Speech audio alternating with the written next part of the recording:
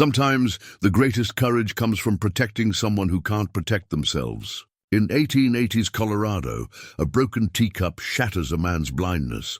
William Ashford, a 62-year-old rancher, adopted 8-year-old Ruby after a railway accident left her orphaned. He thought he was honoring his late wife's dying wish to do something good.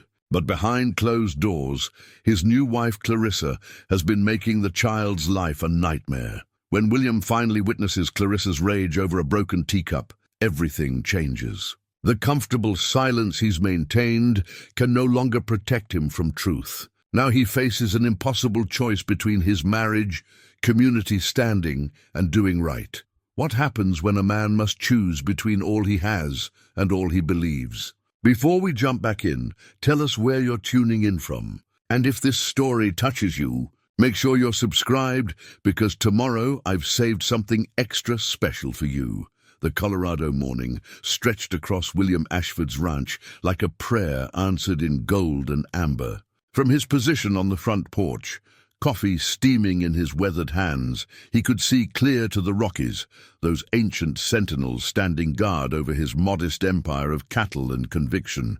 At 62, William had learned to appreciate such moments of stillness. They came less frequently these days, what with Ruby's laughter echoing through the house and Clarissa's constant adjustments to their domestic arrangements. Margaret's wedding ring caught the early light from where it rested on the porch rail beside him. He'd taken to carrying it in his vest pocket since her passing 2 years ago. But mornings like this demanded its presence in the open air, as if his late wife might somehow feel the sun's warmth through the simple gold band. The ring had been modest even by frontier standards, a thin circle of gold with no adornment save the tiny inscription inside, "Courage, my love," words that had sustained him through cattle rustlers' harsh winters, and the kind of loneliness that could break a man's spirit. Margaret had worn that ring for 37 years, through seasons of plenty and want, through the heartbreak of 3 miscarriages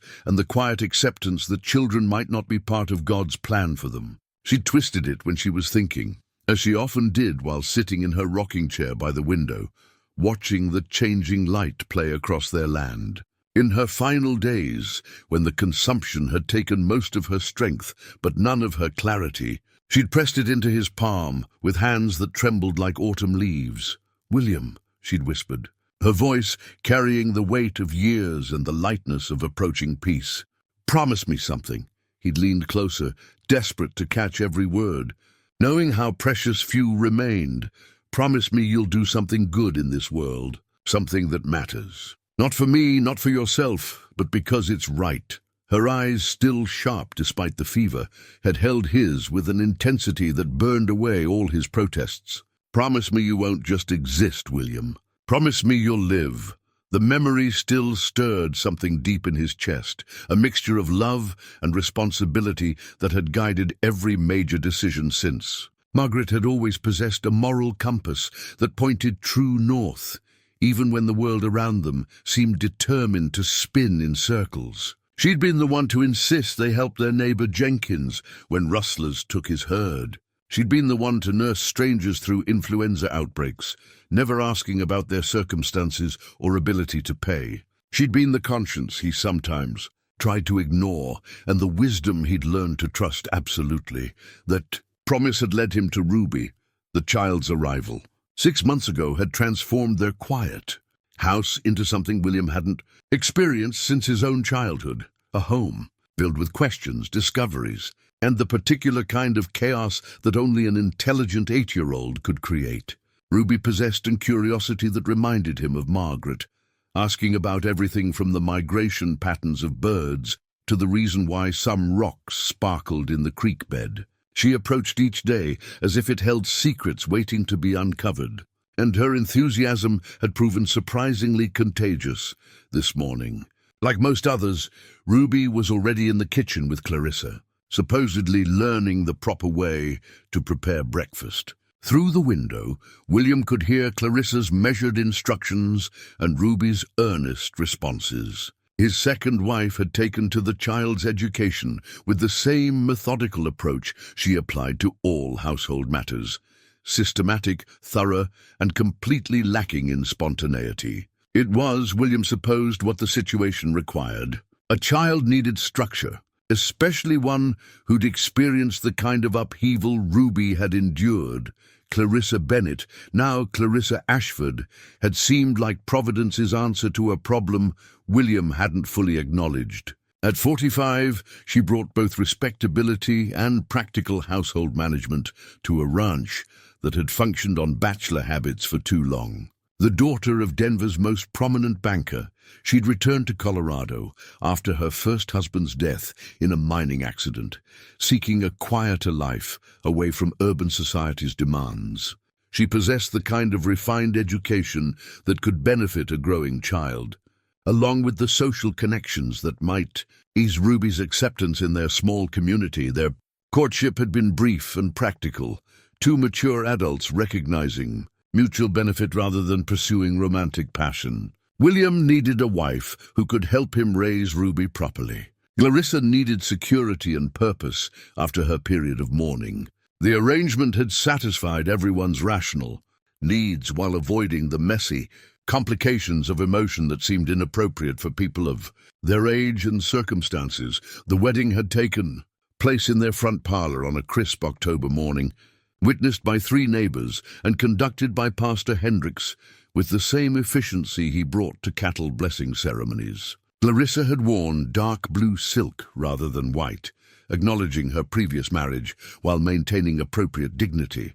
William had stood beside her in his best suit, Margaret's ring safely tucked in his vest pocket, trying to convince himself that Margaret would have approved of this practical solution to an unexpected challenge. Ruby had watched the ceremony from the staircase, her dark eyes taking in every detail with the solemn attention she brought to all adult proceedings. She'd seemed to understand, even at 8, that this union would determine the shape of her future in ways she couldn't yet articulate. When Pastor Hendricks pronounced them married, she'd clapped politely, as if applauding a well-executed business transaction rather than celebrating a romantic union. The month since had established routines that worked, more or less. Clarissa managed the household with impressive efficiency, creating schedules for meals, laundry, and Ruby's lessons that brought order to what had been William's comfortable chaos. She'd modernized their kitchen, reorganized their pantry, and established social connections with the town's more prominent families, connections that William hoped would ease Ruby's integration into their community. Ruby, for her part, had adapted with the resilience children somehow possessed. She rose early for lessons, helped with appropriate chores, and showed proper respect for Clarissa's authority. If she seemed less inclined to spontaneous laughter than when she'd first arrived, William attributed that to natural maturation. Children couldn't maintain the same level of excitement indefinitely. Growing up meant learning to contain one's enthusiasm within appropriate boundaries. Still, he treasured their private moments, the conversations during evening walks around the property, her questions about ranch work, her fascination with the stories he told about Margaret and their early years together. Ruby listened with an intensity that reminded him how starved she'd been for stable adult attention. She absorbed information like soil receiving rain after drought, storing away details about animal husbandry, weather patterns, and land management with the same diligence she brought to her reading lessons. "She's quite intelligent," Clarissa had observed one evening as they watched Ruby practice her letters at the kitchen table. With proper guidance, she could develop into a respectable young woman. Her circumstances needn't define her future. William had nodded, grateful for Clarissa's investment in Ruby's development. It couldn't be easy for any woman to suddenly acquire a child, particularly under such unusual circumstances. The fact that Clarissa had embraced the responsibility spoke well of her character and confirmed his belief that Margaret would have approved of his choice. From inside the house came the sound of breaking glass, followed by Ruby's quick apology and Clarissa's patient correction. William smiled, remembering his own childhood accidents and Margaret's gentle responses to domestic mishaps. Growing up meant learning through mistakes, and every broken dish or spilled flour represented progress toward competence. Ruby would learn, as all children did, to balance enthusiasm with caution. The sun climbed higher, painting the landscape in deeper shades of gold and green. Soon he'd need to check on the cattle in the south pasture, but for now, William allowed himself these few minutes of peace. Margaret's ring caught the light again, reminding him of promises made and kept. Ruby's presence in their home honored his late wife's final wish in ways that went beyond mere charity. The child brought life and purpose to what might otherwise have become a house haunted by memories and regrets. Sometimes the greatest courage comes from protecting someone who can't protect themselves. In 1880s Colorado, a broken teacup shatters a man's blindness. William Ashford, a 62-year-old rancher, adopted 8-year-old Ruby after a railway accident left her orphaned. He thought he was honoring his late wife's dying wish to do something good. But behind closed doors, his new wife Clarissa has been making the child's life a nightmare. When William finally witnesses Clarissa's rage over a broken teacup, everything changes. The comfortable silence he's maintained can no longer protect him from truth. Now he faces an impossible choice between his marriage, community standing, and doing right. What happens when a man must choose between all he has and all he believes? Before we jump back in, tell us where you're tuning in from. And if this story touches you, make sure you're subscribed, because tomorrow I've saved something extra special for you. The Colorado morning stretched across William Ashford's ranch like a prayer answered in gold and amber. From his position on the front porch, coffee steaming in his weathered hands, he could see clear to the Rockies, those ancient sentinels standing guard over his modest empire of cattle and conviction. At 62, William had learned to appreciate such moments of stillness. They came less frequently these days, what with Ruby's laughter echoing through the house and Clarissa's constant adjustments to their domestic arrangements. Margaret's wedding ring caught the early light from where it rested on the porch rail beside him. He'd taken to carrying it in his vest pocket since her passing 2 years ago. But mornings like this demanded its presence in the open air, as if his late wife might somehow feel the sun's warmth through the simple gold band. The ring had been modest even by frontier standards, a thin circle of gold with no adornment save the tiny inscription inside, "Courage, my love," words that had sustained him through cattle rustlers' harsh winters, and the kind of loneliness that could break a man's spirit. Margaret had worn that ring for 37 years, through seasons of plenty and want, through the heartbreak of 3 miscarriages and the quiet acceptance that children might not be part of God's plan for them. She twisted it when she was thinking, as she often did while sitting in her rocking chair by the window, watching the changing light play across their land. In her final days, when the consumption had taken most of her strength but none of her clarity, she'd pressed it into his palm with hands that trembled like autumn leaves. "William," she'd whispered, her voice carrying the weight of years and the lightness of approaching peace. "Promise me something." He'd leaned closer, desperate to catch every word. "Knowing how precious few remained, promise me you'll do something good in this world, something that matters. Not for me, not for yourself, but because it's right." Her eyes, still sharp despite the fever, had held his with an intensity that burned away all his protests. "Promise me you won't just exist, William. Promise me you'll live." The memory still stirred something deep in his chest, a mixture of love and responsibility that had guided every major decision since. Margaret had always possessed a moral compass that pointed true north, even when the world around them seemed determined to spin in circles. She'd been the one to insist they help their neighbor Jenkins when rustlers took his herd. She'd been the one to nurse strangers through influenza outbreaks, never asking about their circumstances or ability to pay. She'd been the conscience he sometimes tried to ignore, and the wisdom he'd learned to trust absolutely. That promise had led him to Ruby.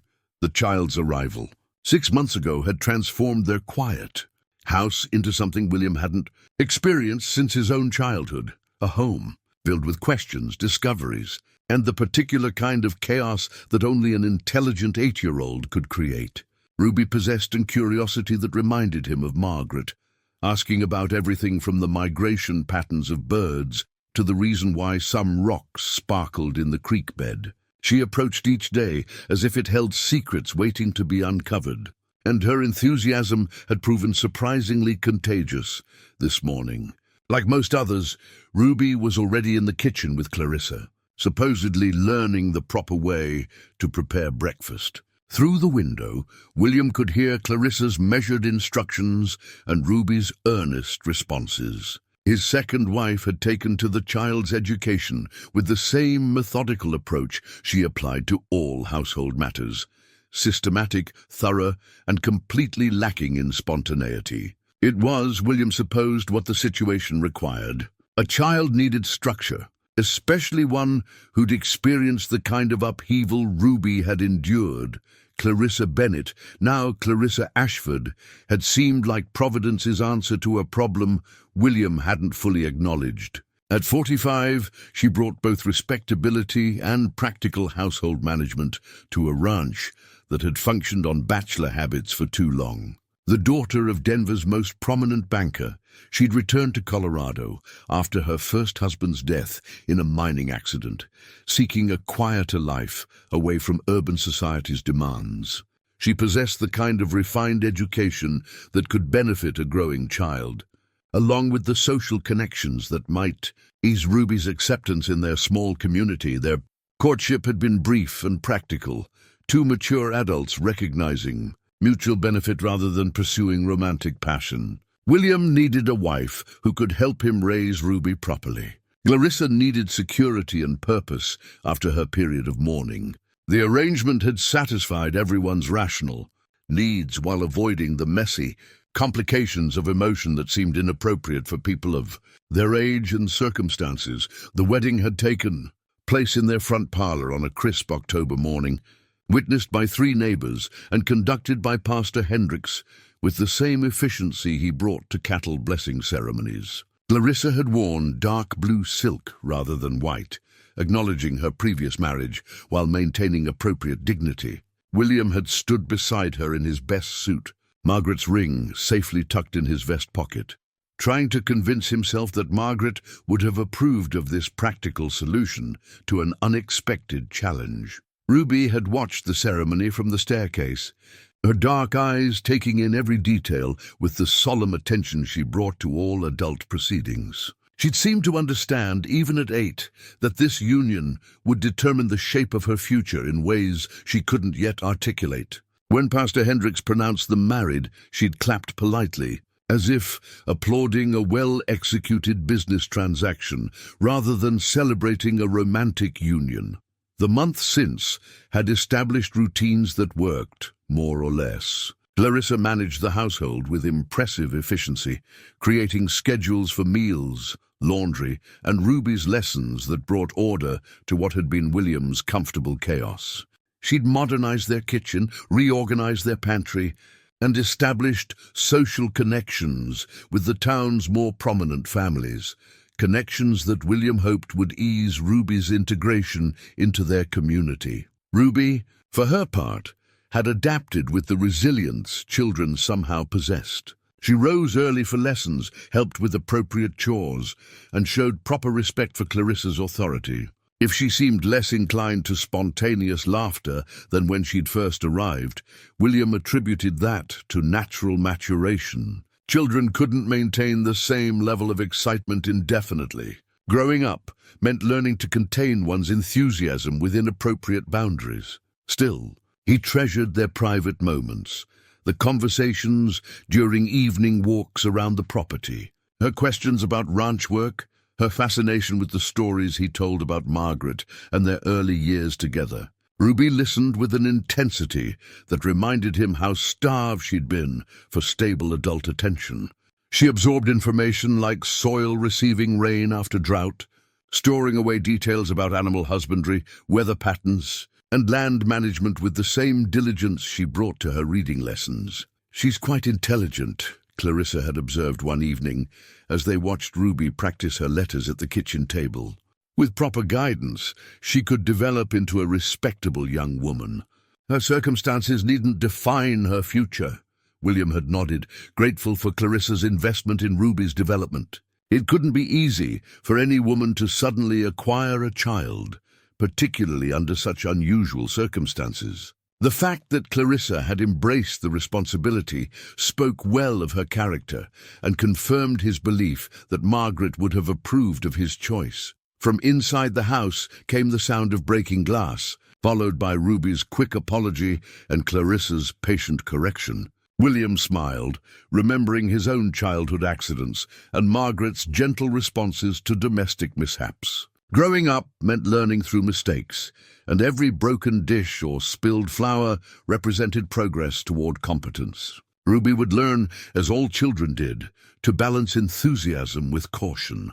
The sun climbed higher, painting the landscape in deeper shades of gold and green. Soon he'd need to check on the cattle in the south pasture, but for now, William allowed himself these few minutes of peace. Margaret's ring caught the light again, reminding him of promises made and kept. Ruby's presence in their home honored his late wife's final wish in ways that went beyond mere charity. The child brought life and purpose to what might otherwise have become a house haunted by memories and regrets. Whatever challenges lay ahead, and William harbored no illusions about the difficulties facing a mixed-race child in their community, they would face them together, as a family.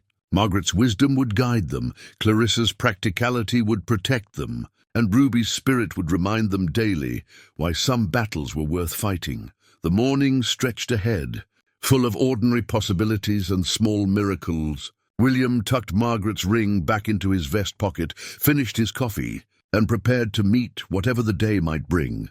The carved wooden bird sat on Ruby's windowsill, its tiny wings forever frozen in flight. William had watched her place it there on her first morning in his house, handling the small figure with the reverence reserved for sacred objects. The bird was rough-hewn, clearly crafted by amateur hands, but its creator had captured something essential about the desire to soar. Ruby claimed her father had made it during their journey west, whittling by firelight while she slept in their cramped train compartment. He said birds don't worry about tomorrow, she'd told William that first day, her voice carrying the matter-of-fact wisdom that children sometimes possessed. They just fly where they need to go. The railway accident had occurred on a Tuesday in early spring, when late snow still clung to the mountain passes, and optimism ran high among passengers eager to reach Colorado's promised opportunities. The westbound Denver and Rio Grande had been carrying its usual mixture of settlers, merchants, and dreamers when an avalanche weakened trestle gave way near Silver Creek Canyon. 17 souls had perished in the wreckage, including Ruby's father, a freedman named Samuel Harper, who'd been bringing his daughter west to start fresh after his wife's death from fever. William had been among the first responders, alerted by the distant sound of grinding metal and splintering wood that carried across the valley like thunder. He'd ridden hard toward the sound, expecting to find a wagon accident or perhaps a mine collapse, not the twisted remains of passenger cars scattered like a child's broken toys along the canyon floor. The sight had stopped him cold, iron and wood and human dreams, mangled together in ways that defied comprehension. The rescue efforts had continued through the night and into the following day. William worked alongside railroad men, fellow ranchers, and anyone else with strong backs and willing hearts, pulling survivors from the wreckage and laying the dead in respectful rows beneath blankets hastily gathered from nearby homesteads. Ruby had been found in her father's arms, protected by his body from the worst of the impact. Conscious but silent with shock that went deeper than any physical injury, she clung to that wooden bird throughout the rescue operation.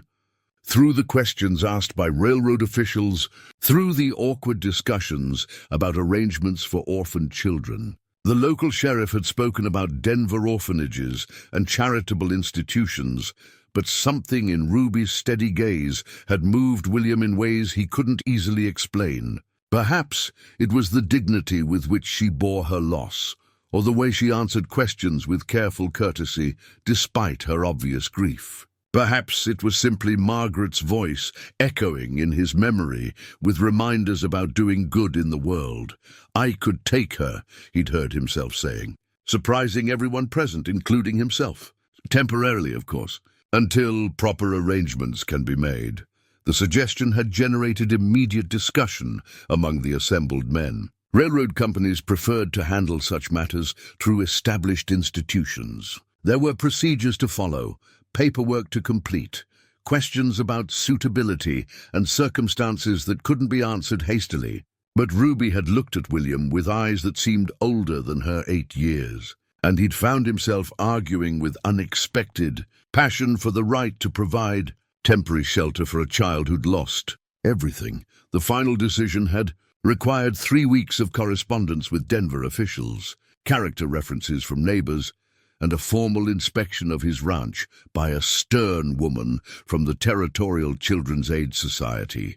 Throughout the process, Ruby had stayed with the pastor's family in town, waiting with the same patient dignity she'd shown at the accident site. William had visited regularly, bringing small gifts and gradually earning her trust through consistent presence rather than elaborate promises. When approval finally came, Ruby had arrived at his ranch with a battered carpet bag containing 3 dresses, a primer, and that wooden bird. She'd stood in his front hall, taking in her surroundings with careful attention, as if memorizing details for some future accounting. William had shown her the room that would be hers, Margaret's former sewing room, hastily converted with a narrow bed and simple furnishings, and watched her place the bird on the windowsill with ritualistic precision.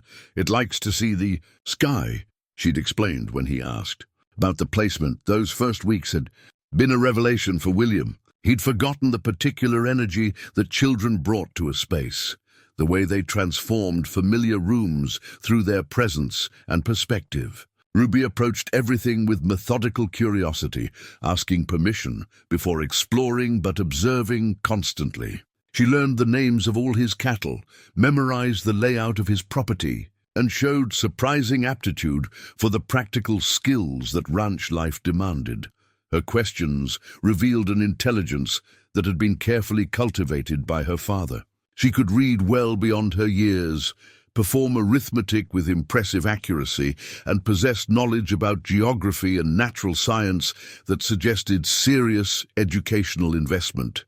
Samuel Harper had clearly understood that knowledge would be his daughter's greatest protection in a world that might not always welcome her with open arms. The community's response to Ruby's presence had been mixed from the beginning. Pastor Hendricks had praised William's Christian charity from the pulpit, but William noticed that several families found reasons to avoid social interactions that might include the child. Ruby seemed to understand these dynamics without requiring explanation, adapting her behavior to minimize discomfort for others while maintaining her own dignity. It was during this period of adjustment that Clarissa had entered their lives. She'd arrived in town as the railroad company's inquiry into the accident was concluding, a recently widowed woman seeking a fresh start away from painful memories. Her first meeting with William had occurred at church, where she'd been introduced by mutual acquaintances as someone who might benefit from the company of established community members. Clarissa's response to Ruby had been immediately different from most townspeople. Where others showed either excessive sympathy or careful distance, she treated the child with the same measured courtesy she extended to adults. She'd asked practical questions about Ruby's education and living arrangements, expressing neither surprise nor disapproval about William's unconventional guardianship.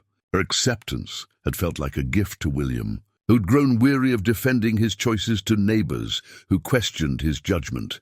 Their courtship had developed against the backdrop of Ruby's gradual integration into ranch life. Clarissa would visit in the afternoons, sometimes helping with Ruby's lessons or advising on household matters that William had been managing poorly. She possessed the kind of refined knowledge that could benefit a growing girl, understanding of proper dress, social graces, and educational opportunities that extended beyond William's frontier experience. Ruby had seemed to approve of Clarissa's presence, or at least accept it without objection. She'd been polite during their interactions, answering questions thoughtfully and showing appropriate gratitude for assistance with her studies. If she'd harbored reservations about sharing William's attention, she'd kept them private, perhaps understanding that her position remained somewhat precarious despite William's growing attachment.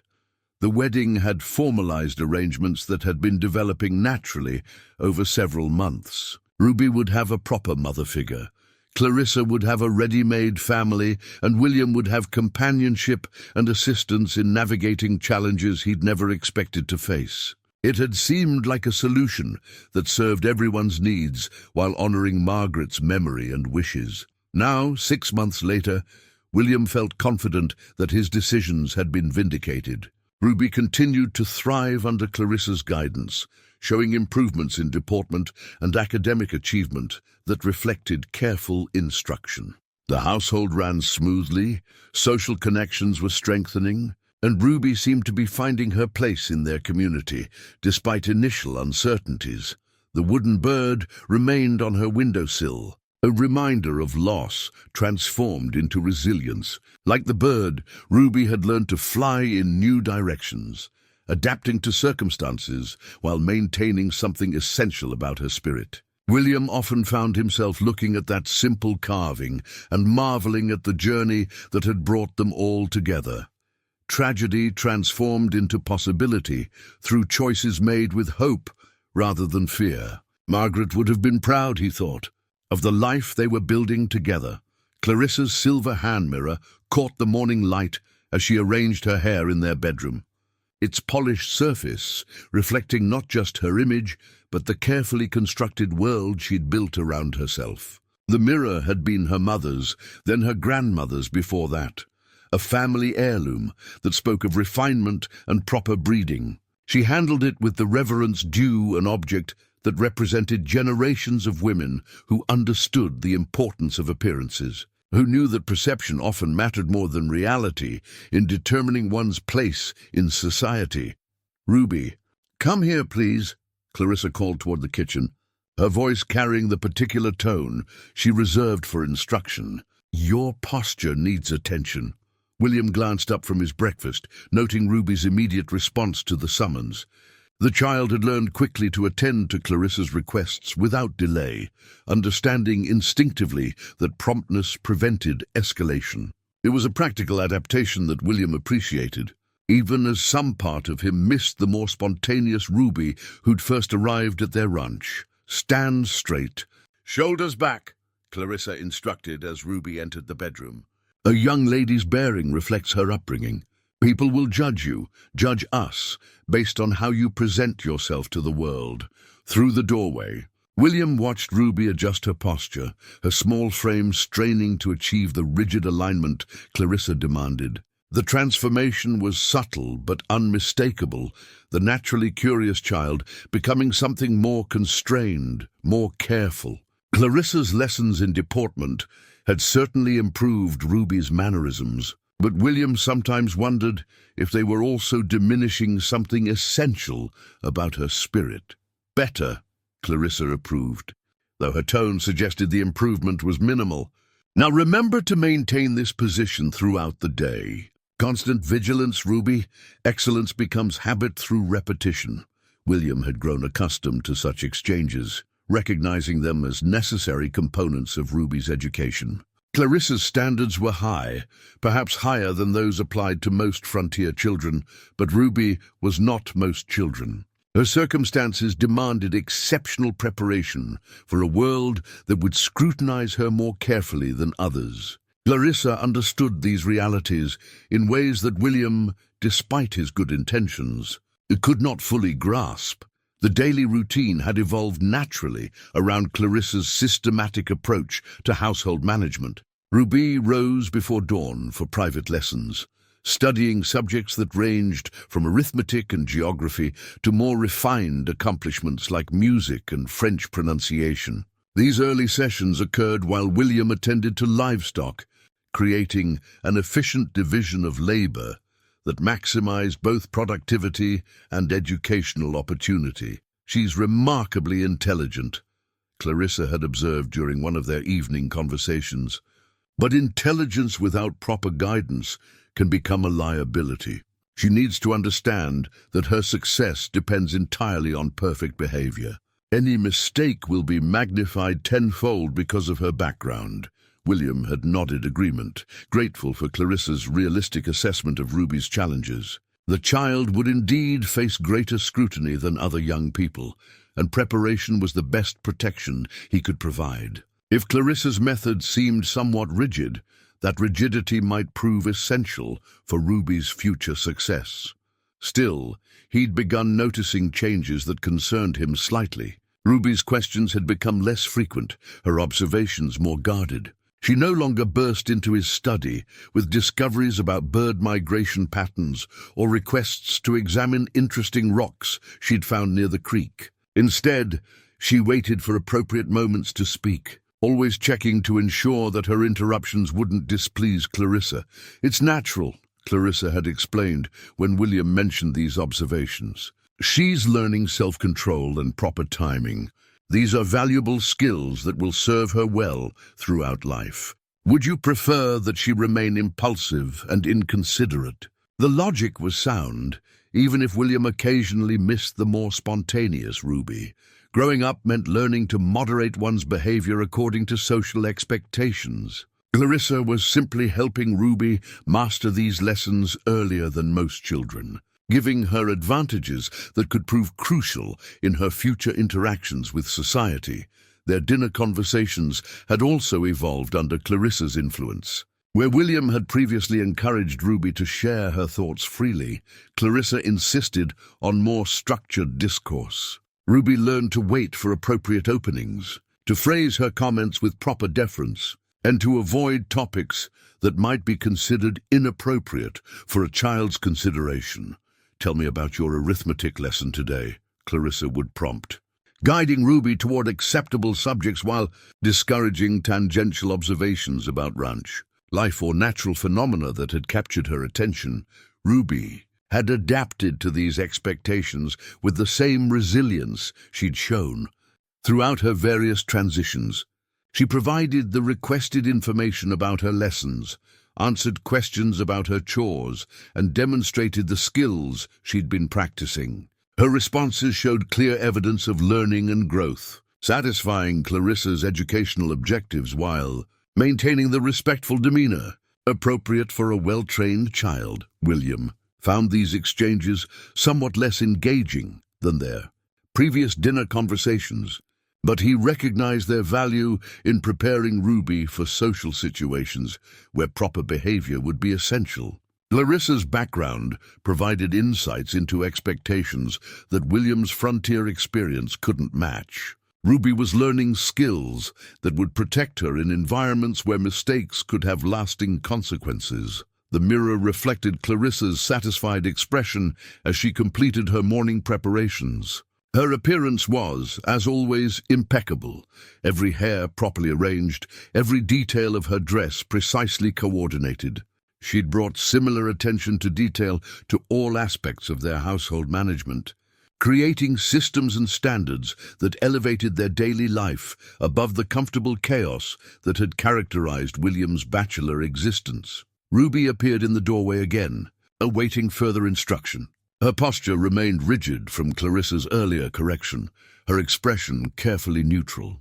She'd learned to present herself as a blank slate, ready to receive whatever guidance Clarissa deemed appropriate, rather than displaying the natural emotions that might complicate interactions. "Much better," Clarissa approved, though William detected undertones in her voice that suggested the improvement was still insufficient. "Now your French pronunciation needs work. We'll practice after breakfast. Proper speech will be essential if you hope to move in respectable society." Ruby nodded acknowledgement, her response neither enthusiastic nor resistant, simply compliant.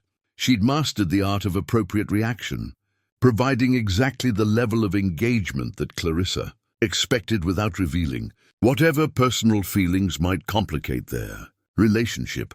William watched these interactions with growing unease that he couldn't quite articulate. Everything appeared to be progressing well. Ruby was learning, Clarissa was teaching, and their household functioned with impressive efficiency. Yet something indefinable seemed different about Ruby, as if essential parts of her personality were being gradually contained within increasingly narrow boundaries. Perhaps this was simply the natural process of maturation, he told himself. Children couldn't maintain the same level of spontaneity indefinitely. Ruby was learning valuable lessons about self-control and social awareness that would serve her throughout life. Clarissa's guidance was preparing her for challenges that William's affection alone couldn't address. The mirror caught the light again as Clarissa prepared to descend to breakfast. Its surface, reflecting not just her image, but the carefully ordered world she'd created around them all. The small leather-bound notebook remained hidden beneath Ruby's mattress, a secret repository for thoughts too dangerous to speak aloud. She'd discovered the journal among a box of Margaret's belongings that Clarissa had been preparing for storage, rescuing it from disposal with the quiet stealth she'd learned to employ when acquiring anything that might displease her stepmother. Within its pages, Ruby recorded observations that had nowhere else to find expression: the growing weight of silence, the careful choreography of survival, and the gradual erosion of hope that she dared not acknowledge even to herself. "Mrs. Ashford says I must call her Mother Clarissa now," she'd written in her careful script. "She says it shows proper respect for our family arrangement. But when I say the words, they feel wrong in my mouth, like stones I'm trying to swallow. Papa William smiles when he hears me say it, so I keep practicing until it sounds natural." The journal had become Ruby's confessor during the long afternoons when William worked in distant pastures, and Clarissa's true nature emerged from behind its carefully maintained facade. In those hours, the house transformed into something colder, more threatening, a place where every gesture carried potential consequences and every word required calculation. "You walk too heavily," Clarissa had criticized that morning after William's departure for town, her voice carrying an edge that never appeared in his presence. A proper young lady moves with grace, not like some field hand stomping through mud. Again, Ruby had repeated her passage across the parlor floor, moderating her steps until they whispered against the floorboards. But Clarissa's disapproval had followed each attempt, growing sharper with repetition, until Ruby began to doubt her ability to walk correctly at all. "Pathetic," Clarissa had finally declared. "Your father may have filled your head with ideas about your intelligence, but intelligence means nothing without refinement. Do you understand me? She tells me I'm clumsy," Ruby wrote in her journal that evening. "She says Papa's kindness makes me lazy and that I must work harder to deserve my place here. She says some people are born knowing how to behave properly, and others must struggle to learn what should come naturally. I think she means I'm one of the ones who has to struggle." The observations in Ruby's journal revealed patterns that would have alarmed William had he known to look for them. Clarissa's corrections were always delivered when they were alone, always focused on fundamental aspects of Ruby's character rather than specific behaviors that could be modified. The message was consistent. Ruby was inherently deficient, requiring constant supervision and correction to achieve even minimal acceptability. "Your gratitude is insufficient," had become one of Clarissa's frequent refrains. "Mr. Ashford has provided you with opportunities far beyond your original circumstances. The least you can do is show proper appreciation for his generosity." Ruby struggled to understand what proper appreciation might look like, since her expressions of thanks were consistently dismissed as inadequate. She tried varying her approach: more enthusiasm, more formality, more detailed acknowledgement of specific kindnesses, but nothing seemed to satisfy Clarissa's expectations. Eventually, she'd begun to suspect that satisfaction wasn't the goal. "Today I broke a cup while washing dishes," she recorded after a particularly difficult afternoon. "Mother Clarissa said accidents like that prove I'm not paying proper attention to my responsibilities. She said carelessness is a sign of ingratitude, and that Papa William would be disappointed to know how I treat his belongings." She made me clean the kitchen 3 times to make sure I understood the importance of being careful. The journal entries revealed Ruby's growing confusion about standards that seemed to shift without warning. Behaviors that earned praise one day might provoke criticism the next, leaving her to navigate an increasingly complex maze of expectations without reliable guidance. She'd begun second-guessing her every action, paralyzed by uncertainty about which version of herself might prove acceptable. Clarissa's psychological manipulation was subtle but systematic. She never raised her voice, never employed physical punishment, and never criticized Ruby in ways that would leave obvious evidence. Instead, she used disappointment, comparison to other children, and constant reminders of Ruby's precarious position to maintain control. Other children don't require such extensive correction, she would observe while reviewing Ruby's lessons. Perhaps your previous education was insufficient. We'll need to work much harder to bring you up to appropriate standards.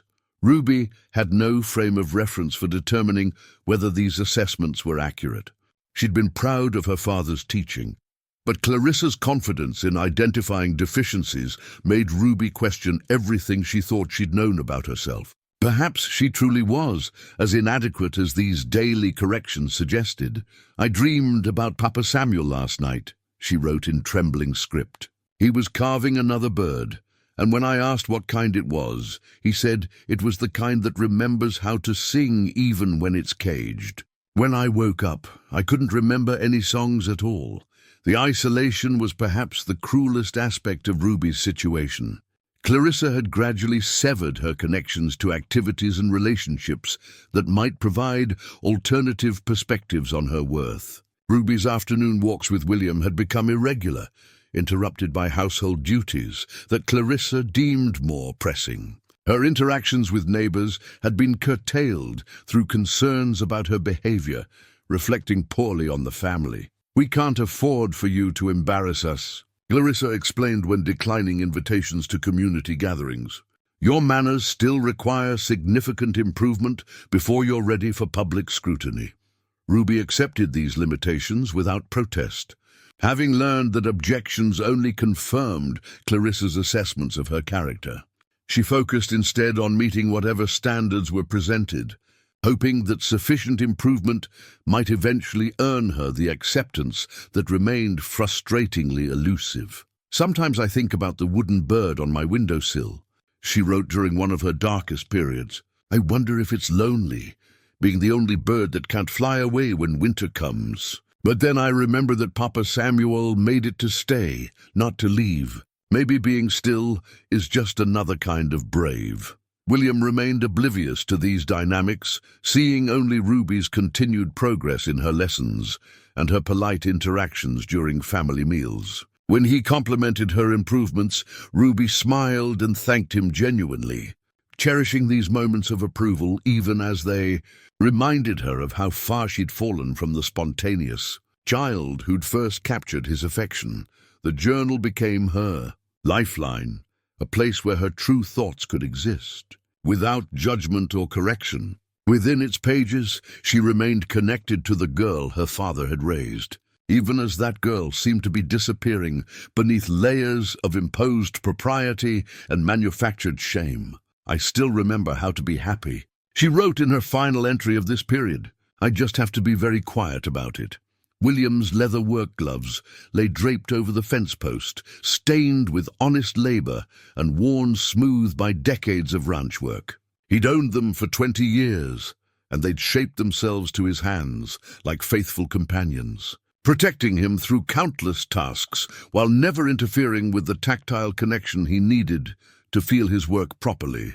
As he pulled them on for the morning's chores, he reflected on how some things improved with age and use, becoming more valuable through weathering rather than diminishing. If only he could say the same about his understanding of Ruby's recent changes. The child had been quieter lately, more contained in ways that went beyond the natural maturation he'd initially attributed to Clarissa's civilizing influence. During their evening walks around the property, when they managed to have them, Ruby responded to his questions with careful precision rather than the enthusiastic rambling that had once characterized their conversations. Her observations about ranch life had become fewer and more measured, as if she was editing her thoughts before speaking. Ruby seems more mature lately, he'd mentioned to Clarissa over breakfast the previous week, hoping she might shed light on changes he couldn't quite interpret. She's learning self-discipline, Clarissa had replied with satisfaction. Children her age often struggle with appropriate boundaries. I've been helping her understand when it's suitable to share her thoughts and when discretion serves her better. The explanation had made sense, reinforcing William's belief that Clarissa's guidance was providing Ruby with social skills he couldn't teach. Yet something about Ruby's increasing restraint troubled him in ways he couldn't articulate. The spontaneous child who'd peppered him with questions about cattle breeding and weather patterns had been replaced by someone more careful, more guarded, someone who seemed to weigh every word before speaking. During yesterday's attempt at their usual evening walk, William had tried drawing Ruby out with questions about her favorite subjects, hoping to recapture some of their earlier ease. Her responses had been polite but brief, focused on demonstrating her learning rather than sharing genuine enthusiasm. "Clarissa says my French pronunciation is improving," she'd offered when he asked about her lessons. "She thinks I might be ready to practice conversation soon. What about your arithmetic?" William had pressed, remembering how much she'd enjoyed solving practical problems related to feed calculations and pasture rotation. "I complete all my assignments correctly," Ruby had replied, her tone suggesting that correctness was the primary measure of success rather than understanding or enjoyment. The conversation had left William with an uneasy feeling that he'd tried to dismiss as parental overconcern.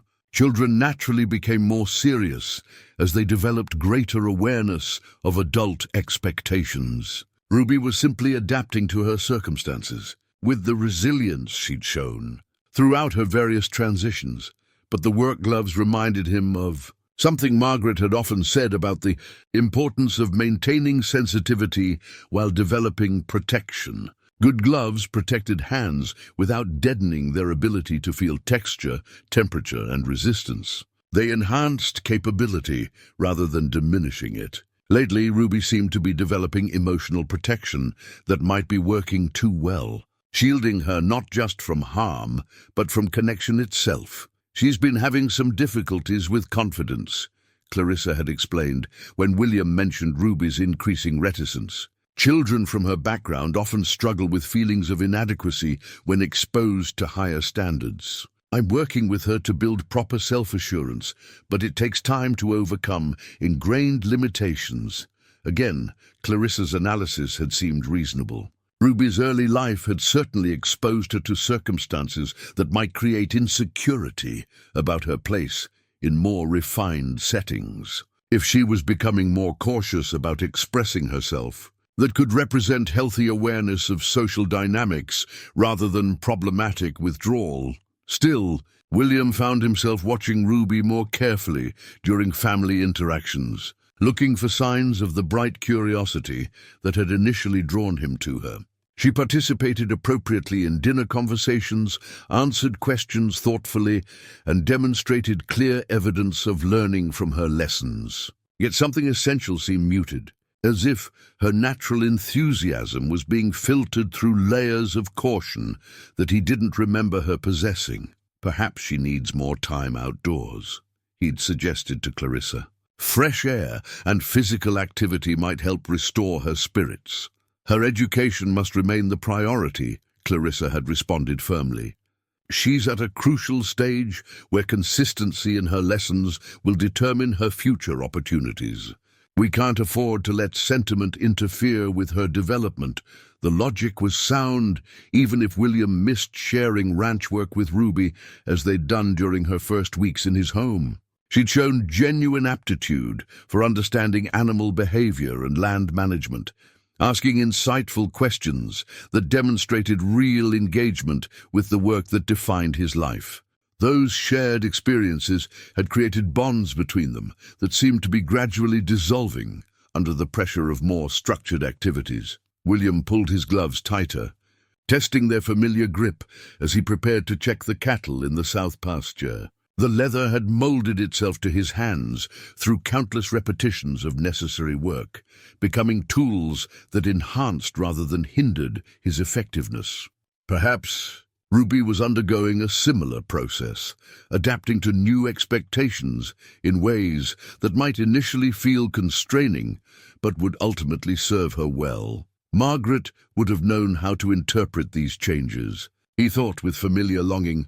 His late wife had possessed intuitive understanding of people's emotional states that went far beyond William's more straightforward perceptions. She'd been able to distinguish between healthy growth and problematic patterns, offering guidance that protected without smothering.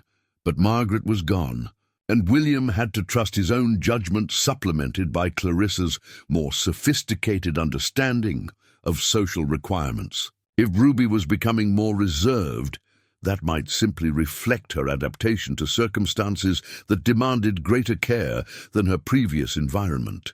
Children from difficult backgrounds often needed time to develop confidence in new settings. The morning sun climbed higher as William worked through his routine tasks, but his thoughts continued returning to Ruby and the changes he'd observed. Her journal writing had increased lately, he'd noticed.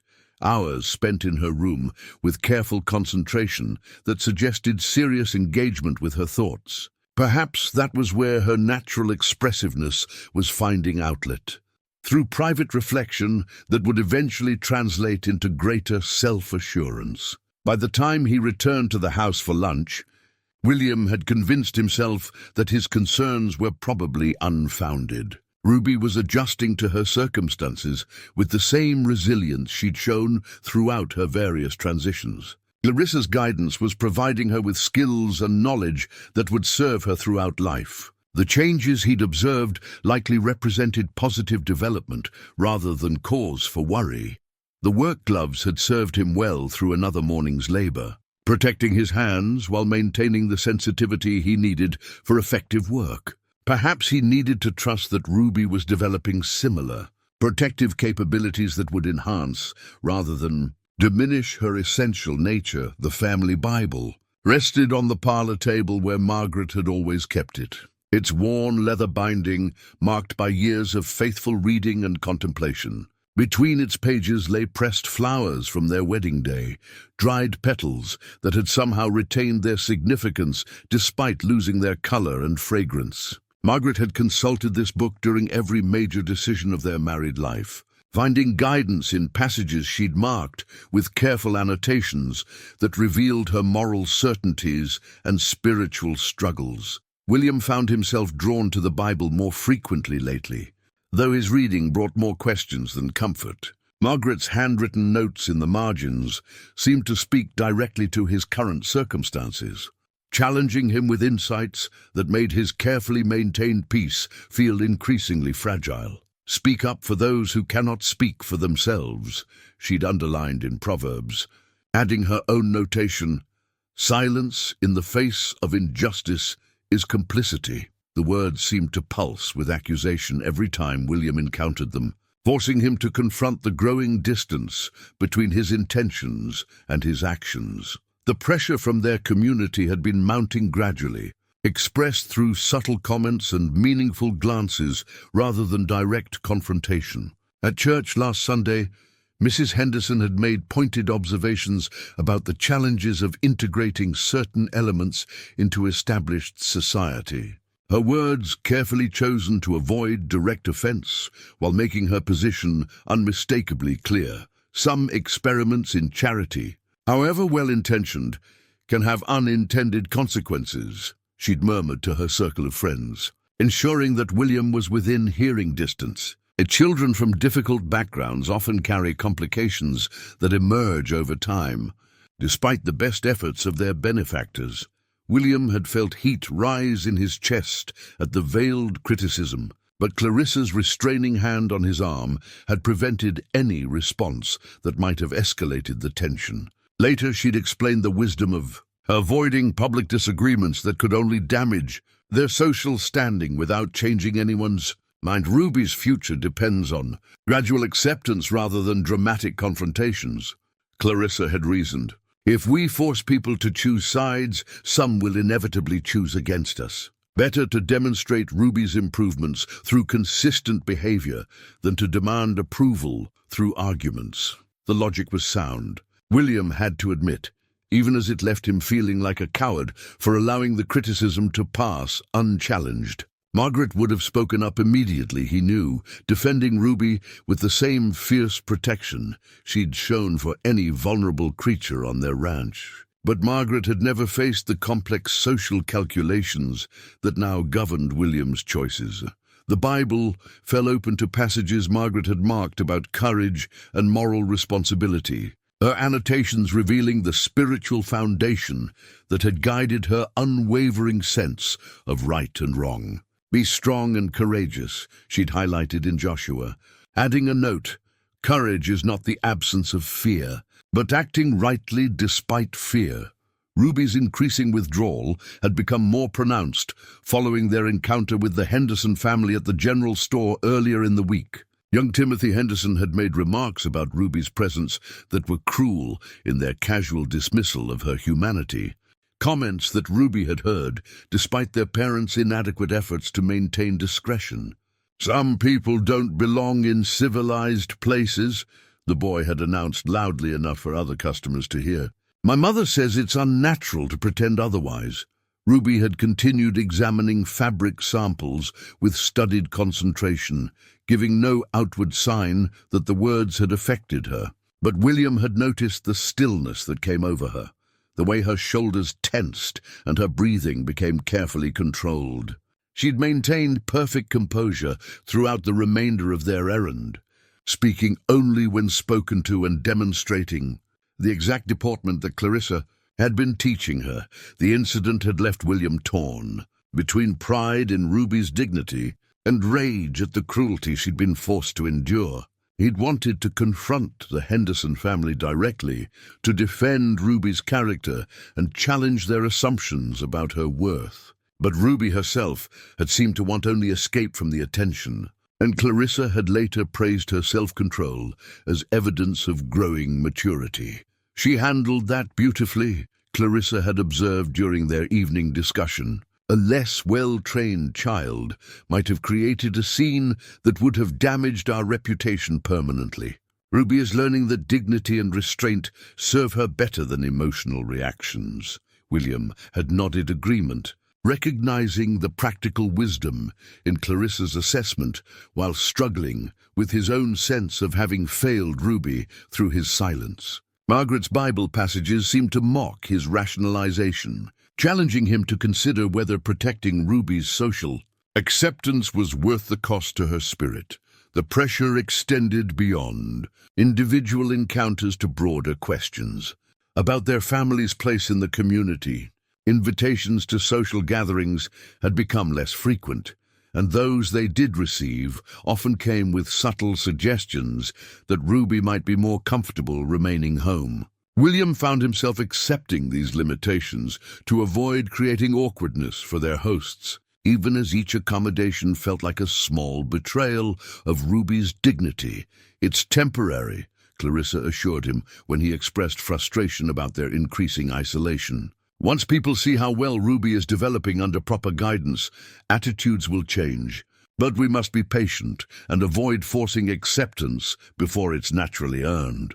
The waiting felt increasingly unbearable to William, who watched Ruby's natural exuberance continue to dim under the weight of constant performance and evaluation. She'd stopped asking questions about ranch operations, stopped sharing observations about the natural world that had once delighted them both. Instead, she focused entirely on meeting Clarissa's standards for proper behavior, as if her worth depended entirely on achieving impossible levels of perfection. Margaret's Bible offered little comfort for his compromises. Every passage about standing up for justice seemed to highlight his failures. Every verse about protecting the innocent felt like an accusation. He'd promised Margaret to do something good in the world, But his current path felt more like elaborate self-deception than meaningful action. The pressed flowers between the pages reminded him of Margaret's certainty about moral choices, her belief that right and wrong were often clear despite their personal costs. She'd never struggled with the kind of calculated social maneuvering that now dominated William's decisions about Ruby's welfare. Her compass had pointed true north, regardless of prevailing winds. As evening approached and the family gathered for dinner, William watched Ruby perform her carefully rehearsed role as the grateful, well-behaved child who caused no trouble and demanded nothing beyond basic acceptance. She was becoming exactly what Clarissa insisted she needed to become. And the transformation was breaking William's heart in ways he couldn't yet acknowledge. The Bible remained open on the table, its pages offering guidance he wasn't sure he had the courage to follow.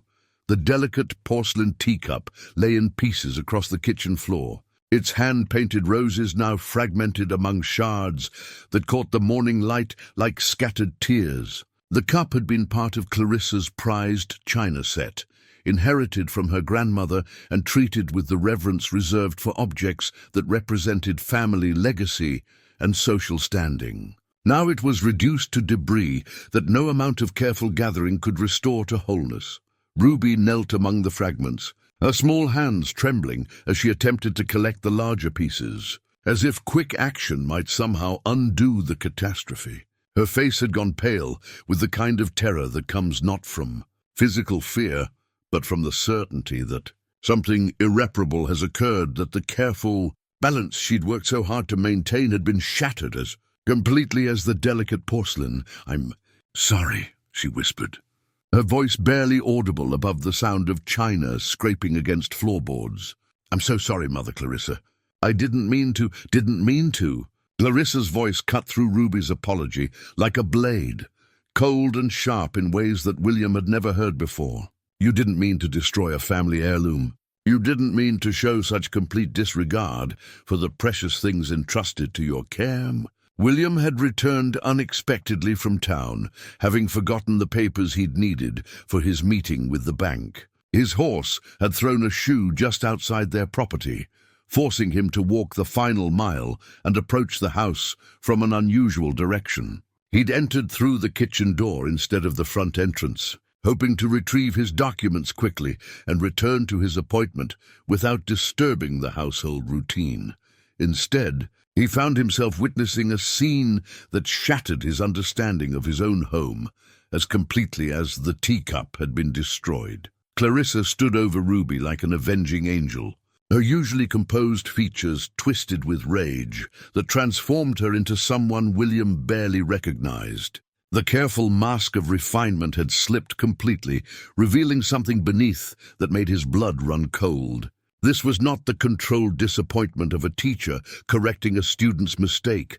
This was cruelty unleashed, given free rein to express itself without concern for consequences or witnesses.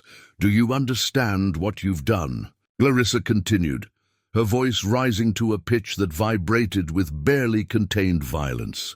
"That cup represented 5 generations of women who understood the value of precious things. And you," she gestured at Ruby with contempt that seemed to encompass everything about the child's existence. "You destroyed it with your clumsy, careless hands, just like everything else you touch."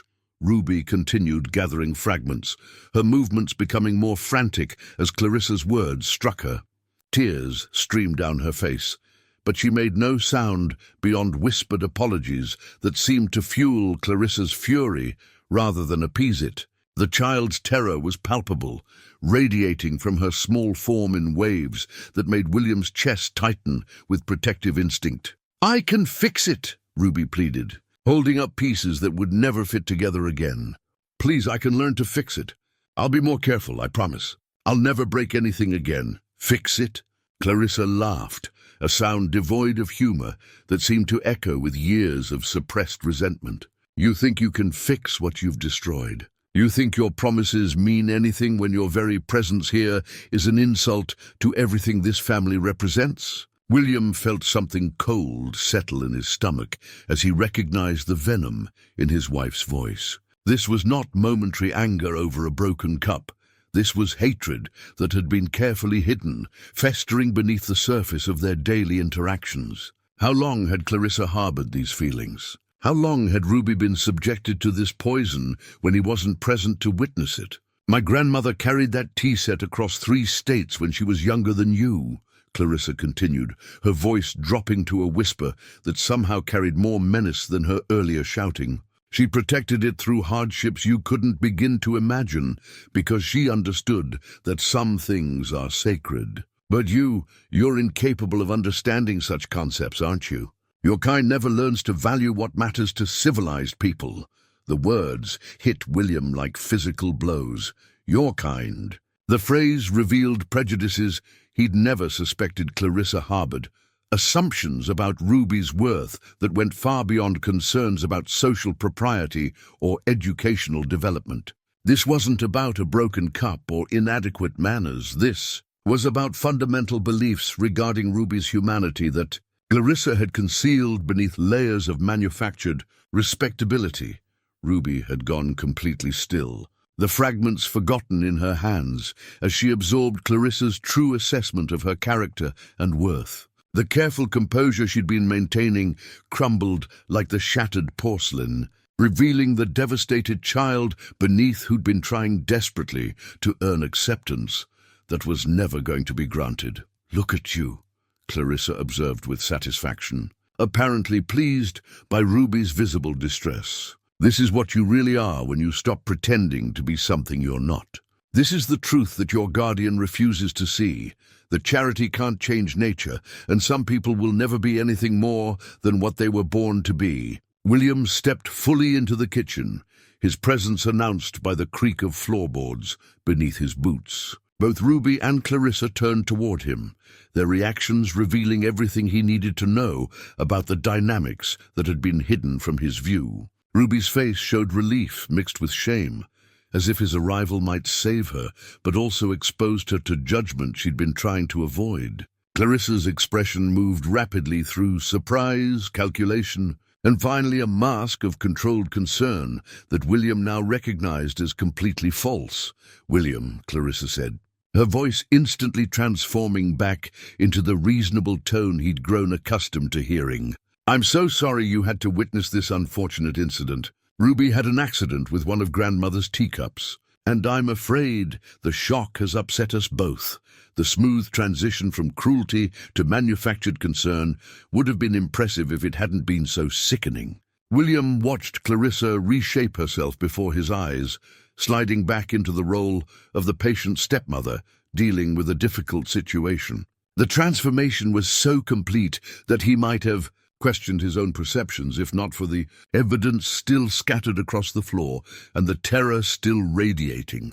"From Ruby's small form, Ruby," he said gently, his voice carefully controlled despite the rage building in his chest. "Are you hurt?" She shook her head, unable to speak, still clutching fragments of porcelain as if they might somehow protect her from forces beyond her control. William could see the careful architecture of her self-control collapsing, years of trying to be perfect crumbling under the weight of impossible expectations and concealed hatred. "It's just a cup," William said quietly, his words falling into the suddenly silent kitchen like stones into still water. "It's not just a cup," Clarissa corrected, her mask slipping slightly to reveal flashes of the fury he'd witnessed moments before. "It's a question of respect and responsibility. Ruby needs to understand the consequences of carelessness." But William wasn't looking at Clarissa anymore. He was looking at Ruby, seeing clearly for the first time the careful way she held herself, the tension in her shoulders, the fearful anticipation in her eyes. He was seeing the child who'd learned to move through her own home like someone walking through a minefield, never knowing which step might trigger an explosion. The teacup fragments lay between them, impossible to rebuild, but William realized they'd revealed something far more important than they'd destroyed. The careful fiction of their family harmony was as shattered as the porcelain, and no amount of social grace could put it back together.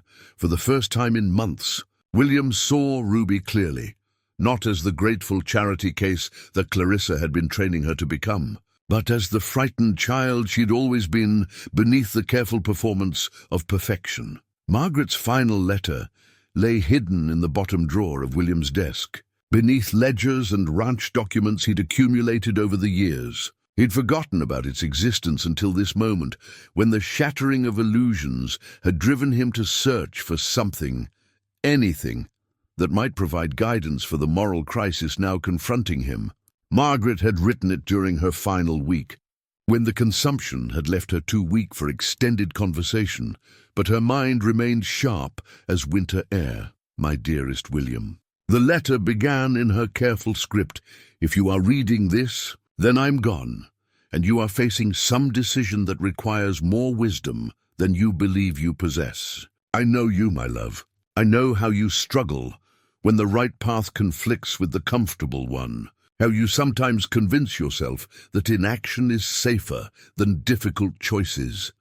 William's hands trembled as he read words that seemed written specifically for this moment, though Margaret had no way of knowing the exact circumstances that would drive him to seek her counsel from beyond the grave. The letter had been sealed when she gave it to him, with instructions to open it only when he truly needed her guidance. He'd carried it unopened through her funeral, through the lonely months that followed, through his courtship with Clarissa and their wedding. Tonight, with Ruby's terrified face burned into his memory and Clarissa's true nature finally revealed, he'd known the time had come. You will be tempted to believe that keeping peace is kinder than confronting hard truths, Margaret continued. You will tell yourself that silence protects people from pain, that maintaining harmony serves the greater good. But I have watched too many good men lose their souls through such reasoning. Silence in the face of cruelty is not kindness. It is cowardice, dressed in noble clothes. The confrontation with Clarissa had taken place after Ruby fled to her room, leaving William and his wife to face each other across the debris of shattered porcelain and broken pretenses. Clarissa had immediately begun constructing explanations designed to minimize what he'd witnessed, painting Ruby's distress as evidence of guilt rather than terror. She's been struggling with emotional regulation lately, Clarissa had explained, her voice regaining its familiar tone of reasonable concern. Children from traumatic backgrounds often have difficulty processing correction appropriately. I've been trying to help her develop better coping mechanisms, but incidents like this reveal how much work remains. William had listened to her careful justifications while images of Ruby's fear replayed in his mind. The child's terror hadn't been the reaction of someone who'd accidentally broken a cup. It had been the response of someone who'd learned to expect cruelty as the natural consequence of any mistake. However innocent, what did you say to her before I arrived? He'd asked, his voice carefully controlled. Nothing that any responsible guardian wouldn't say under similar circumstances, Clarissa had replied smoothly. Ruby needs to understand that actions have consequences, particularly when those actions affect valuable family possessions. But William had heard enough of Clarissa's actual words to know that her current explanation bore no resemblance to the venom he'd witnessed. The careful euphemisms couldn't disguise what he'd seen, a woman revealing her true feelings about a child she'd been systematically tormenting while maintaining a facade of proper guidance.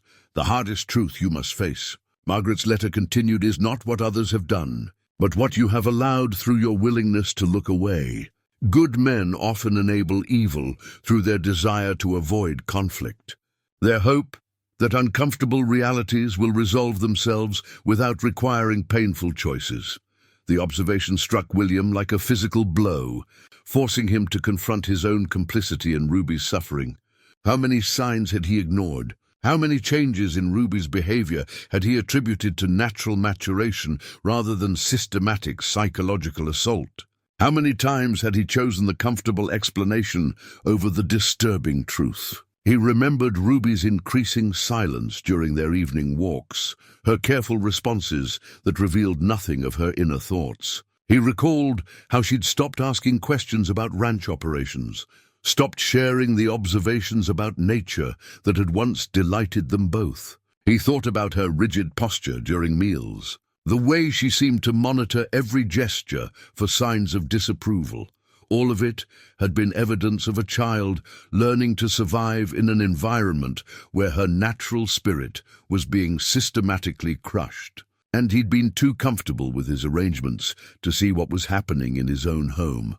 The most damning realization was that part of him had wanted to remain blind. Acknowledging Clarissa's cruelty would require dismantling the life he'd built around social respectability and practical convenience. It would mean admitting that his judgment had been catastrophically wrong, that his desire for a stable household had blinded him to the welfare of the child he'd promised to protect. You may be reading this because someone vulnerable needs your protection.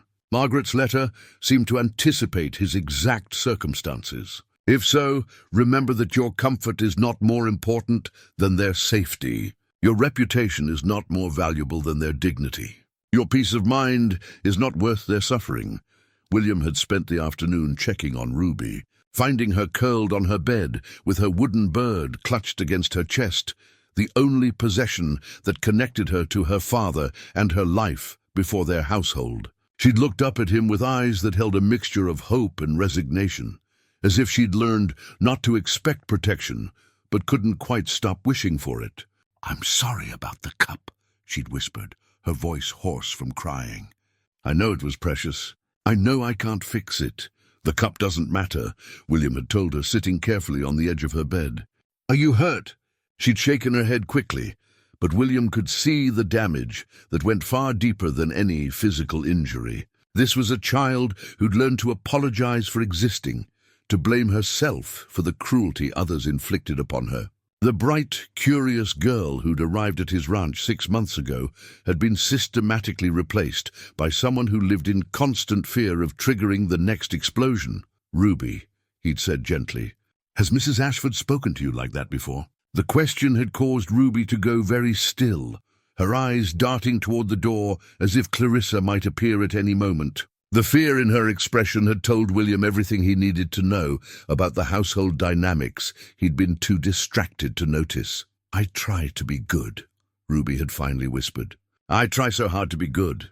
The choice before you will not be easy," Margaret's letter continued. "You will face pressure to maintain appearances, to find compromises that allow everyone to save face while changing nothing essential.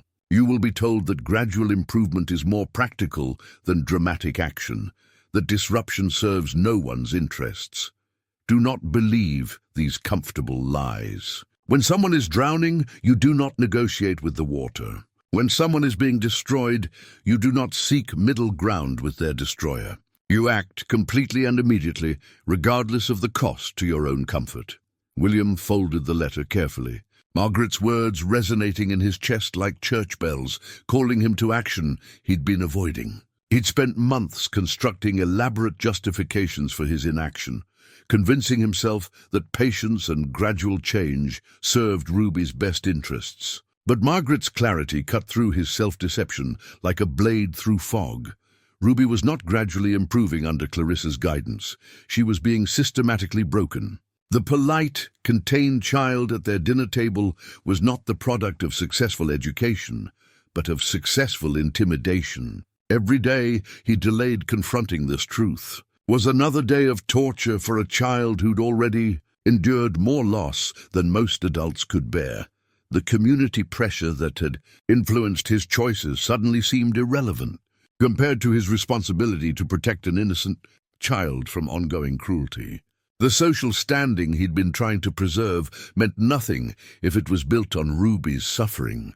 The practical arrangements he'd valued above difficult truths were revealed as elaborate mechanisms for avoiding moral responsibility. "Whatever you decide," Margaret's letter concluded, "remember that courage is not the absence of fear, but action taken despite fear. Remember that love is not a feeling, but a choice made repeatedly in the face of difficulty.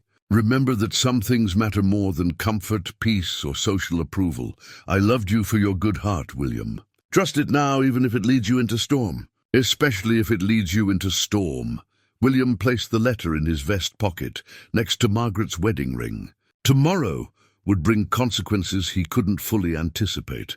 Confrontations with Clarissa, judgment from their community, questions about his fitness as Ruby's guardian.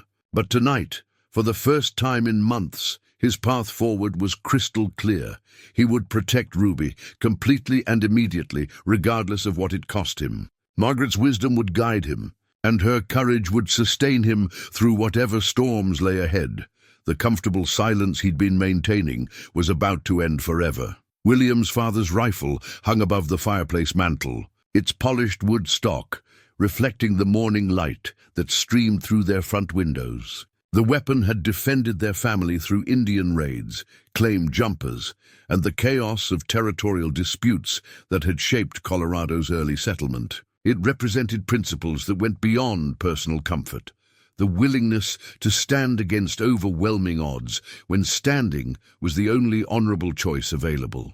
This morning, William drew strength from that legacy as he prepared to make the most important stand of his life. The community meeting had been called hastily, word spreading through their small town like wildfire after William's public confrontation with Clarissa at the general store the previous afternoon. He'd walked into Henderson's establishment with Ruby at his side, her small hand clasped firmly in his, and announced to the assembled customers that his wife was no longer welcome in their home.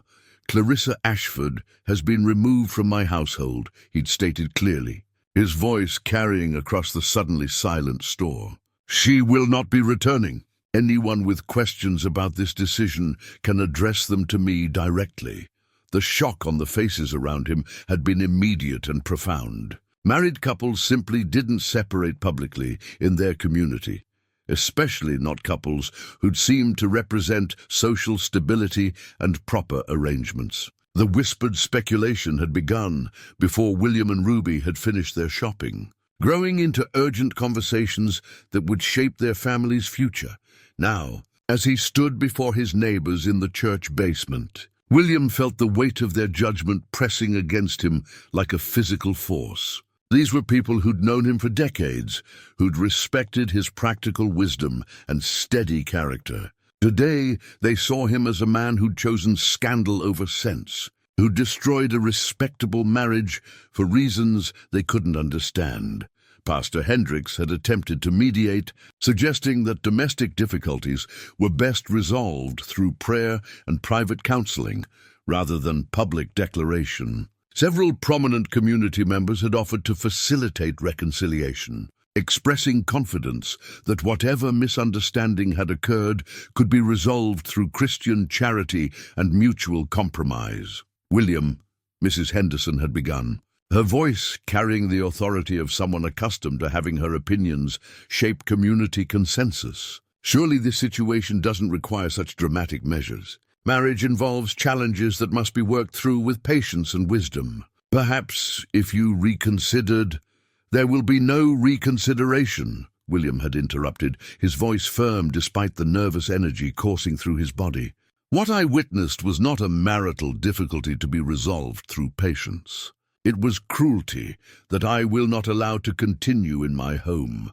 The assembled group had exchanged glances that spoke volumes about their assessment of his judgment. Several men who'd known him since his first days in Colorado looked at him with expressions that mixed concern and disappointment, as if watching a friend reveal character flaws they'd never suspected.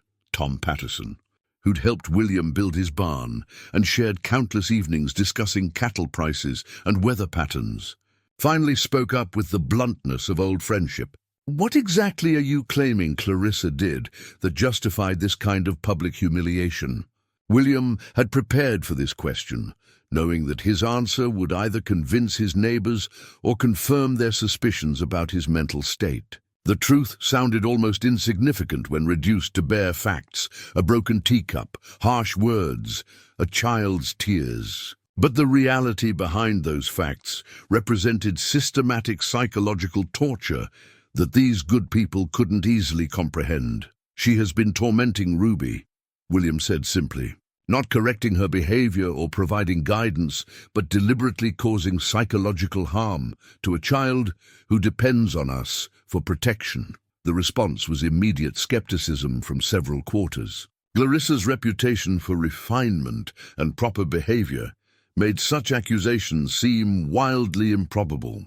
She'd been nothing but gracious in her public interactions, consistently demonstrating the kind of social skills that their community valued. The idea that she might harbor genuine cruelty toward a child struck many as fantasy rather than fact. Children from Ruby's background often have difficulty adjusting to structured environments, offered Dr. Morrison, whose medical training lent authority to his observations. What might appear to be harsh treatment could simply be necessary discipline that the child finds uncomfortable. This goes far beyond discipline, William replied, struggling to convey the depth of cruelty he'd witnessed without betraying Ruby's privacy more than necessary. I saw Clarissa's true character revealed, and it is not something I can permit in my home. The room fell silent as people processed the implications of his statement. If William was telling the truth, it meant that Clarissa had successfully deceived their entire community about her fundamental nature. If he was wrong, it suggested that his judgment had been compromised by misplaced emotion or psychological instability brought on by his unusual attachment to Ruby. Sheriff Thompson, whose opinion carried particular weight in matters requiring difficult decisions, finally broke the silence. William, you're asking us to believe that a woman of Clarissa's standing and reputation has been deliberately cruel to a child. That's a serious accusation that could destroy her reputation permanently. Her reputation is her concern, William replied. Ruby's welfare is mine. The declaration hung in the air like a gauntlet thrown down, forcing everyone present to choose sides in a conflict they'd never expected to face. William could see the calculation in their eyes as they weighed his credibility against Clarissa's, measured the social costs of supporting his position against the moral implications of ignoring his claims.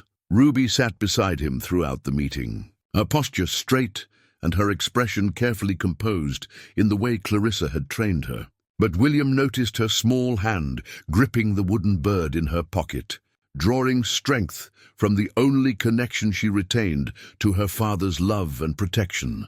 The rifle above his mantle had represented his father's willingness to fight for what mattered, regardless of odds or opposition. Today, William claimed that same legacy, standing against the pressure of community opinion to protect a child who had no one else to fight for her. Whatever the cost, he would not surrender. The ranch deed lay spread across William's kitchen table, its legal language documenting ownership of the land that had been his life's work for over 30 years. Clarissa's ultimatum had been delivered with the cold precision of a business negotiation. Either Ruby left their household permanently, or Clarissa would use her family's legal connections and social influence to challenge his fitness as a guardian and claim her rightful share of his property through their marriage. Contract, you cannot seriously believe that your reputation will survive this scandal, she'd stated during their final confrontation, her voice carrying none of the artificial warmth he'd grown accustomed to hearing. The community already questions your judgment. How long do you think it will take for territorial authorities to decide that an unstable widower cannot provide appropriate care for a child? William had studied the deed's boundaries and descriptions, remembering every fence post he'd set, every pasture he'd cleared, every improvement he'd made through decades of back-breaking labor. The ranch represented more than property. It was the physical manifestation of his partnership with Margaret, their shared dreams made tangible through years of sacrifice and determination. Now it had become a weapon that Clarissa could wield against his conscience. Have friends in Denver who understand the importance of proper placement for children in Ruby's circumstances, she'd continued, her tone suggesting that such placement would not serve Ruby's interests. Institutions exist specifically for cases where well-meaning but unsuitable guardians create more problems than they solve. The threat had been carefully calculated to exploit William's deepest fears about Ruby's vulnerability. He'd witnessed the conditions in territorial orphanages, the systematic dehumanization that broke spirits as efficiently as physical abuse broke bodies. The thought of Ruby, trapped in such a place because of his choices, created a cold knot in his stomach that threatened to undermine his resolve. But Margaret's letter remained in his vest pocket, her words providing steady guidance when pressure mounted to accept compromises that would preserve his property while sacrificing his principles. Your comfort is not more important than their safety. Your reputation is not more valuable than their dignity. File whatever legal challenges you wish, William had finally responded, his voice steady despite the magnitude of what he was risking. I will not trade Ruby's welfare for my own security. Clarissa's departure had been swift and thorough, her personal belongings removed within hours by relatives who arrived with loaded wagons and expressions of righteous indignation. She'd taken nothing that belonged to William or Margaret, but her absence left the house feeling strangely hollow, as if something essential had been extracted along with her possessions.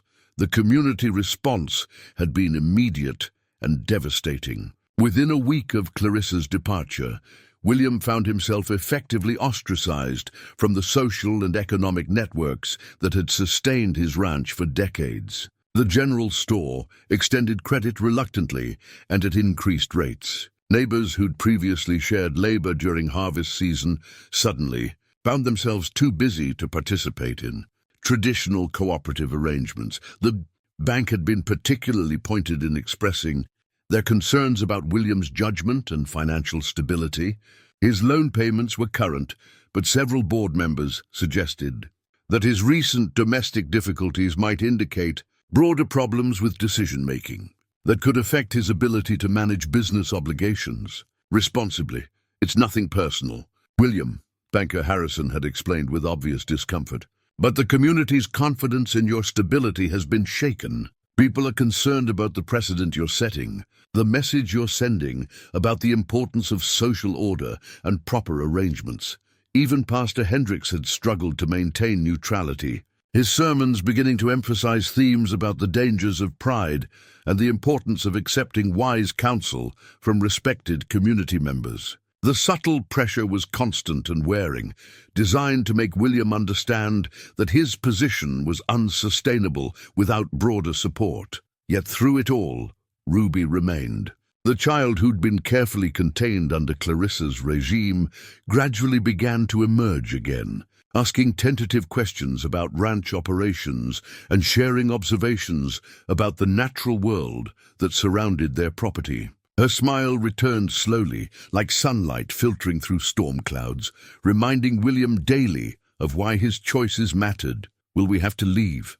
She'd asked one evening as they walked their property boundaries, her voice carrying the careful neutrality she'd learned to employ when discussing potentially dangerous topics. This is our home, William had replied firmly. We'll face whatever comes, but we'll face it together. The ranch deed might represent vulnerability to legal challenges and financial pressure, but it also documented something that Clarissa and her allies couldn't take away: the foundation that William and Margaret had built through honest labor and moral conviction. The land would support them as long as they were willing to work it, regardless of social approval or community acceptance. Ruby's wooden bird had found a new place of honor on the kitchen windowsill, where it could observe their daily routines and remind them both that some things were worth protecting regardless of cost. Like the bird, they would weather whatever storms came, sustained by bonds stronger than legal documents or social conventions. The deed remained on the table, but William's commitment to the choice he'd made was as unshakable as the mountains that guarded their valley. The simple ceramic teacups sat on the kitchen table, their plain white surfaces unadorned by hand-painted roses or family crests. William had purchased the modest set from a traveling merchant who'd stopped by their ranch the previous week, drawn more by the man's kind treatment of his daughter than by any particular need for new dishes. These cups made no claims to inherited elegance or social significance. They were honest vessels meant for daily use. capable of holding tea or coffee or milk with equal dignity. 6 months had passed since Clarissa's departure, and the house had settled into rhythms that felt both familiar and entirely new. Ruby moved through the rooms with increasing confidence, her laughter echoing from the kitchen where she helped prepare meals, from the front porch where she read in the afternoon sunlight, from the barn where she'd begun learning to tend the animals that formed the heart of their ranch operations. The transformation had been gradual but unmistakable. The carefully contained child who'd emerged from Clarissa's training had slowly given way to someone more authentic, still thoughtful and considerate, but animated by genuine curiosity rather than fearful compliance. Her questions had returned, along with the observations about weather patterns and animal behavior that had once delighted William during their evening walks. "The mare in the south pasture is favoring her left forefoot," Ruby mentioned during breakfast, her voice carrying the matter-of-fact authority of someone who'd learned to trust her own perceptions. "Should we check for stones before the limp gets worse?" William smiled at the practical concern that would have been unthinkable during Clarissa's reign, when Ruby's attention had been focused entirely on household deportment rather than ranch operations. Now she participated in the real work that sustained their lives, developing skills that would serve her far better than the artificial graces that had once consumed her days. The community's response had evolved more slowly than Ruby's recovery, but change was evident even among their most stubborn neighbors. The economic pressure that had initially isolated them had gradually eased as practical needs overcame social reservations. William's reputation for honest dealing and fair prices proved more durable than disapproval of his domestic choices. Tom Patterson had been among the first to break ranks, arriving one morning with a load of lumber and a carefully neutral explanation about needing help with a barn repair that required 2 men to complete safely. Their shared work had restored an ease between them that felt more genuine than their previous social interactions, based on mutual respect rather than community expectations. "Ruby's looking well," Tom had observed during a water break, his comment carrying undertones of acknowledgement that previous assessments might have been incorrect. "Seems to be thriving under your care."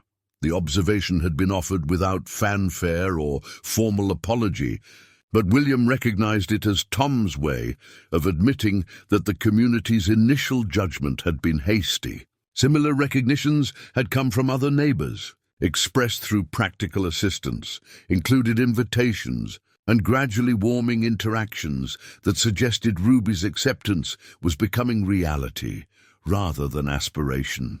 Pastor Hendricks had been more direct in his reassessment, visiting one afternoon to share observations about Ruby's obvious contentment and William's evident skill as a guardian. The conversation had been awkward but necessary, acknowledging that hasty judgments sometimes required correction through patient observation of actual outcomes.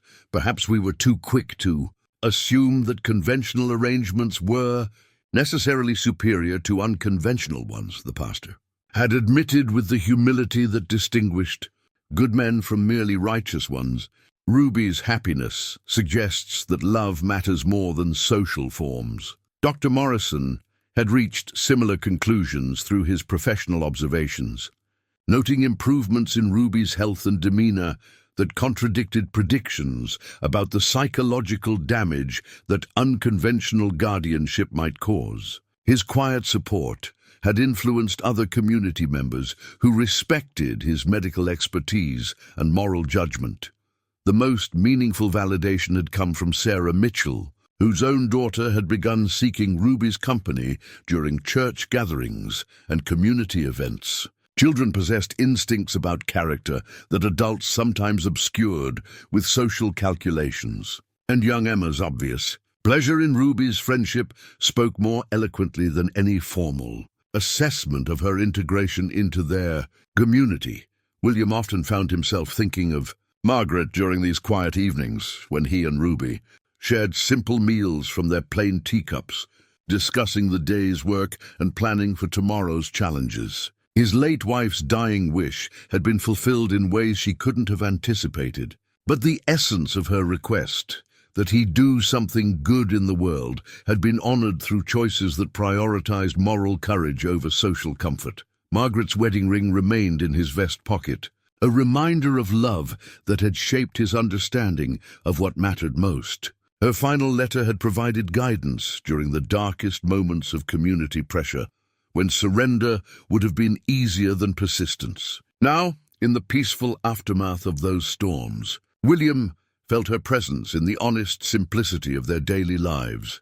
Ruby's wooden bird still occupied its place on the windowsill, but it had been joined by small treasures she'd collected during their evening walks: interesting stones, pressed flowers, feathers that caught her attention through their beauty or unusual characteristics. The windowsill had become a gallery of discoveries that reflected her restored engagement with the world around her. The door that had swung open to reveal Clarissa's cruelty had also opened pathways to deeper understanding about the difference between appearance and reality, between social approval and moral integrity. William had learned that protecting what mattered most sometimes required sacrificing what seemed most secure. That love was indeed a choice made repeatedly in the face of difficulty. As autumn light slanted through their kitchen windows, painting everything in shades of gold and amber, William and Ruby prepared for whatever challenges the coming seasons might bring. They would face them together, sustained by bonds forged through adversity and strengthened by the knowledge that they had chosen correctly when choosing each other. The simple teacups held their coffee and milk with quiet dignity, asking nothing more than to serve their purpose honestly, which was, William thought with deep contentment, exactly enough.